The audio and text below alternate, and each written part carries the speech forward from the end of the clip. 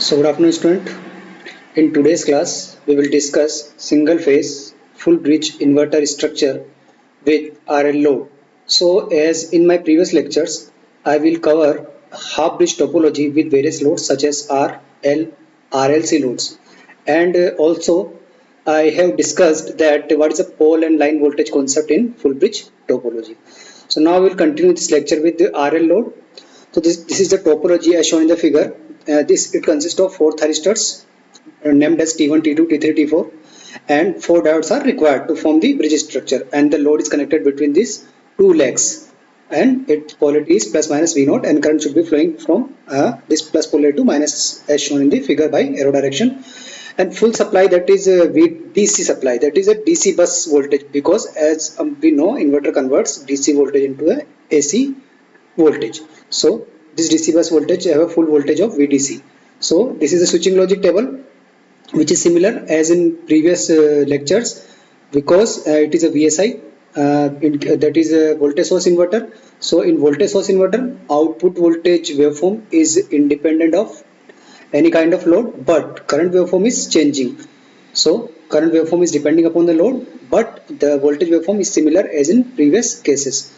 So this waveform is same, but it has a full voltage of VDC, because according to switching logic, as T1, T2 are on, then current will be flowing from this path T1 and flowing to the load and up to the T2 and again come to supply side. So total voltage VDC is appeared across the load.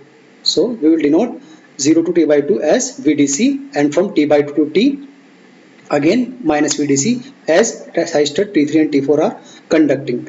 But as we know in RL case, the role of these diodes are come into picture, that is D1, D2, D3, D4, because inductor has an energy storage element. So as it releases the energy, it will freewheel through the freewheeling diodes. So as we know that DC excitation is provided to RL load, then current will be exponentially rising in case of charging of the inductor, and in case of discharging it is exponentially decreasing one. So this is the waveform as drawn in the diagram. So this waveform is similar as in case of half bridge, but main thing is that two devices are conducting at a time. So T1, T2 are conducting from phi to pi, and from pi to pi plus phi diode D2, D3 or D4 are conducting, because an inductor releases the energy. So this waveform is similar as in case of half bridge, but we make two devices are conducting at a time to form the closed loop.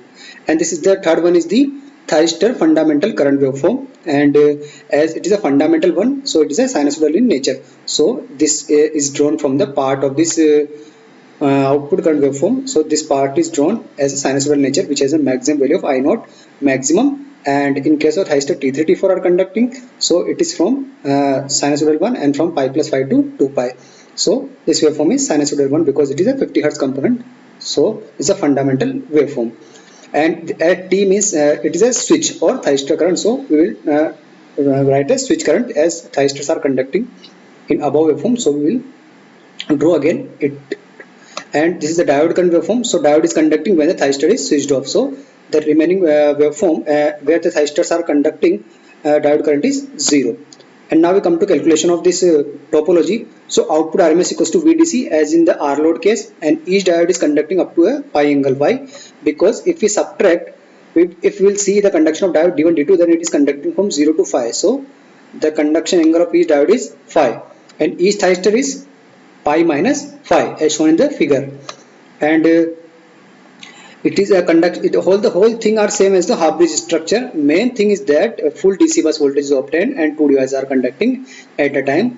And the Fourier series, it is 4 VDC divided by n pi. Why? Because full DC bus voltage appears across the load, so we'll write the 4 VDC divided by n pi. But in case of half bridge, we use 2 VDC divided by n pi, and to obtain the output current waveform, simply divide by impedance. So it is a Zn. And what is the Zn? That's the impedance of the load, which is equals to R square plus N square omega naught L square root over of this, because we want to take the modulus of this. And how we calculate the phi n? It is the power factor of the load. Phi n equals to tan inverse n omega 0 L by R by n, because it is a harmonic number. And what is the fundamental displacement factor? It is the angle between the fundamental voltage and fundamental current. So we will write phi 1 to be here. and all the remaining things, hyster, fundamental current, average current, RMS currents, and fundamental power across the load, we will calculate as in the half bridge topology.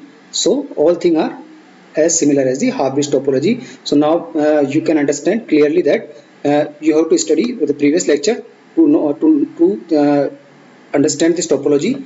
So in my next class we will continue with RLC topology. Thank you for listening patiently.